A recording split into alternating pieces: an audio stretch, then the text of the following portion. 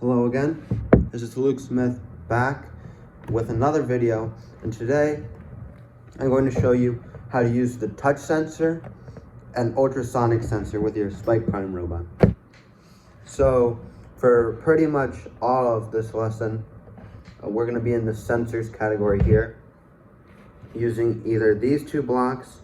This is for the touch or pressure sensor and then these two blocks here are for the ultrasonic sensor. So first, I'll start with the touch sensor. So the touch sensor can tell you if it's being pressed and the pressure is being pressed at. So I bet some of you watching this have used the EV3 robot, and this is a little better than the EV3 because this can tell you the pressure of it, not just on or off. So you can use this, to this block right here. This is the difference between the two blocks. This block with the triangle ends tells you like a yes or no answer.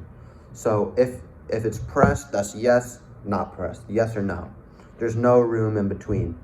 If it's pressed hard or if it's been released. But this is a yes or no answer. And they fit in these triangle shaped boxes like that. And the circle fits in its respective shape, which is the circle. Like here's a circle here that it could go into, like that.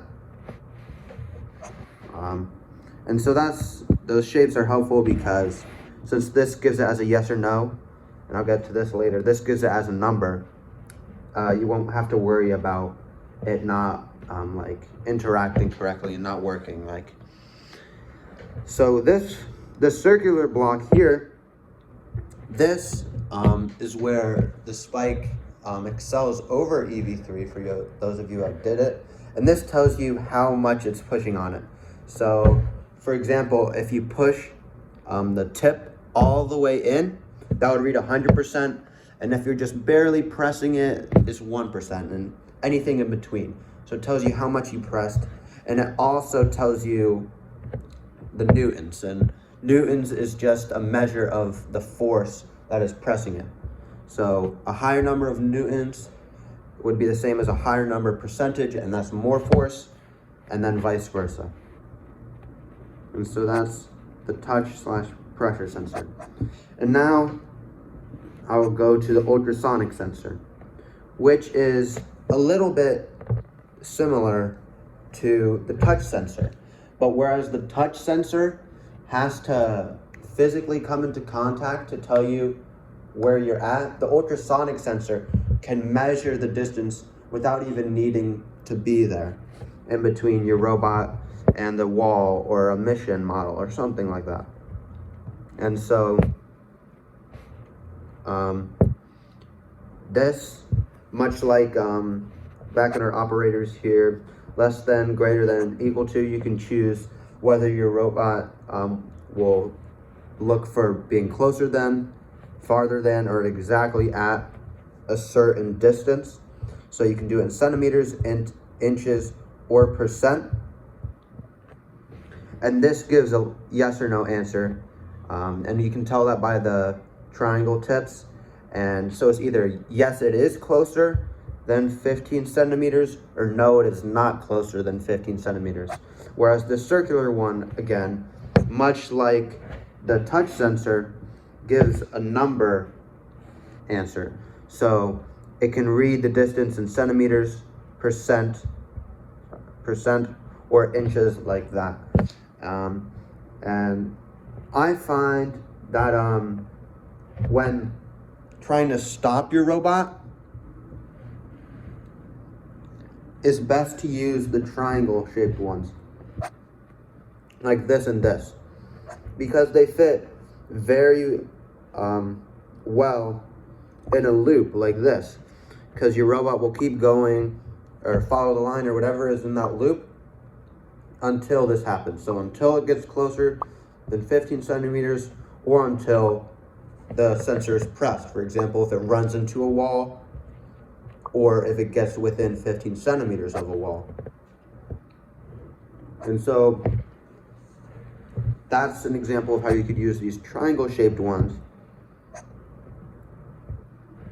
And then these distance and pressure ones you could use, for example, in a movement block like this. So your robot senses this position and then does something based on that. So while the triangle ones I find are more useful for stopping, these are a little bit better for starting where you want your robot to go. So you can say move for however far you're seeing. So let's give an example here. Let's say your robot is 7 inches from a wall. Your ultrasonic will see that it's 7 inches, and then it will go that 7 inches forward. So it will just come into contact for a wall, but it won't stop short, or it won't stop late and crash right into the wall at full speed. So that's one way you could do it. Or just another simple thing you could use for this is, grabbed the wrong one.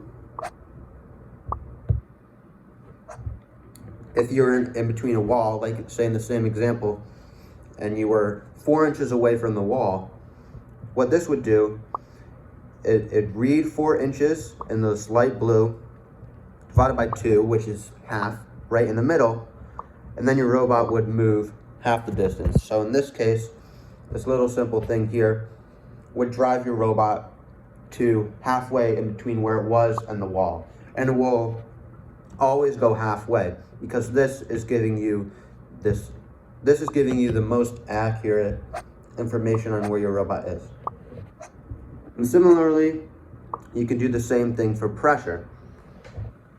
So I'm just going to quickly add some more blocks for this example.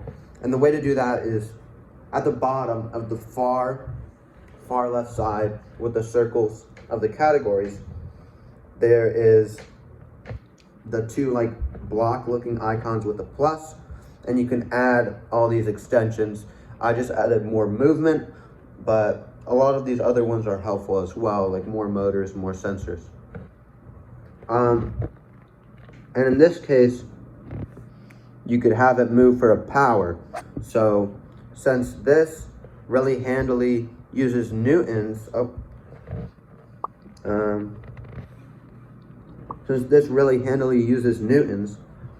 which is like a measure of power or force, you could have your robot go depending at the pressure in which your robot is in contact. So if it's hard to push, it will give it more power, and if it's easier to push, it won't give it as much power. So that is how are ways you can use the touch sensor / pressure sensor blocks in programs and how they work, and ultrasonic sensor blocks in a program and how they work. Thank you.